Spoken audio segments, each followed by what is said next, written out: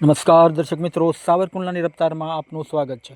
અમરેલી જિલ્લાના ચલાળા પાસેથી special operation group police દ્વારા મોટા પ્રમાણમાં દારૂ ઝડપ્યો હોવાના અહેવાલો મળી રહ્યા છે। સ્થાનિક ચલાળા પોલીસ ઊંઘતી રહી અને અમરેલી એસઓજીએ વિદેશી દારૂનો મોટો જથ્થો ઝડપી પાડ્યો। ચલાળાના આંબડી જવાના માર્ગ પર ઝડપાયો વિદેશી દારૂનો ટ્રક। માણાવાવ ગામે વિદેશી દારૂ ભરેલ કન્ટેનર ટ્રક ઝડપાયો।